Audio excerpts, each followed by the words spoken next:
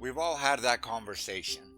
You're trying to explain something that genuinely changed your life, a shift in perspective, a new understanding of faith, something brought you peace.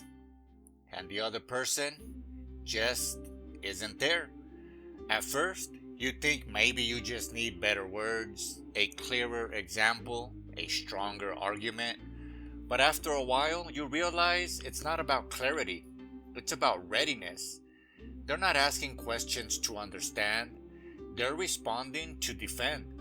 The same points repeat.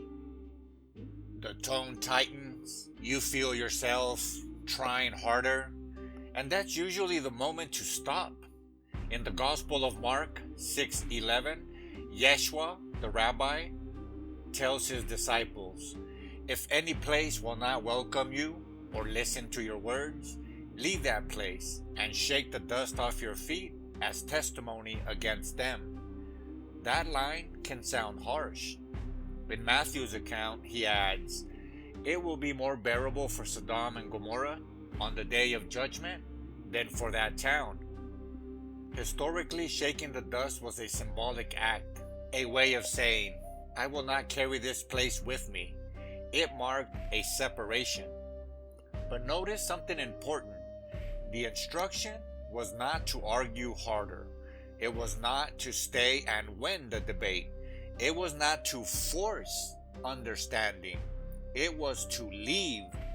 The disciples were responsible for delivering the message, not for controlling how it was received. That changes everything. Sometimes we keep pushing because we believe if something is true and meaningful to us, it must be accepted by everyone else. But spiritual experience is personal. That's your thing. Growth happens in stages. Not everyone is standing in the same place on the spiral. And when you try to force insight onto someone who is not asking for it, two things usually happen: friction and fatigue. The conversation becomes a tug of war. Peace drains out of the room. Relationship strains. This connects directly to another teaching from the Sermon on the Mount.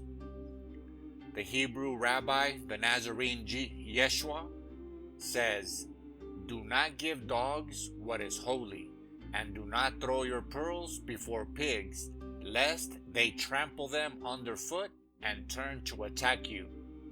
That is not an insult. It's a lesson in discernment. Your insights, the things that healed you, grounded you, reshaped you, are pearls. They are valuable. But pearls are offered. They are not forced. If someone is not asking, is not open, is not curious, continuing to press usually doesn't produce light. It produces resistance. So how do you know it's time to shake the dust? A few simple signs. You have repeated yourself more than twice. The conversation shifts from ideas to personal attacks. You feel your body tense up.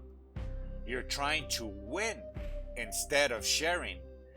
They are defending instead of listening. That's your cue. Shaking the dust, in a modern sense, might sound like this: "I can see we're in different places on this. I respect that. Let's leave it here." And then you actually leave it there. You don't rehearse the argument in your head for the next 3 hours. You don't craft the perfect comeback in the shower. You don't carry the frustration into your next interaction. That's the real dust, the frustration, the need to be validated, the urge to be right. Just let it fall, let it go. This isn't about giving up on people. It's about recognizing timing. There are people who are ready, people who are curious, people who can relate, people who can share their experience and expand ours in return. That kind of exchange creates energy instead of draining it. Even Paul, the Pharisee of Pharisees, after shaking the dust in one town, according to Acts, simply went to the next. Same message, different audience. Not everyone is meant to receive what you have learned. Not everyone is ready when you are, and that's okay. Your responsibility is to live your insight, not to enforce it. Sometimes the most mature move isn't proving your point, it's protecting your peace. It's knowing when to stop speaking and walking away without bitterness. That's not weakness, that's wisdom.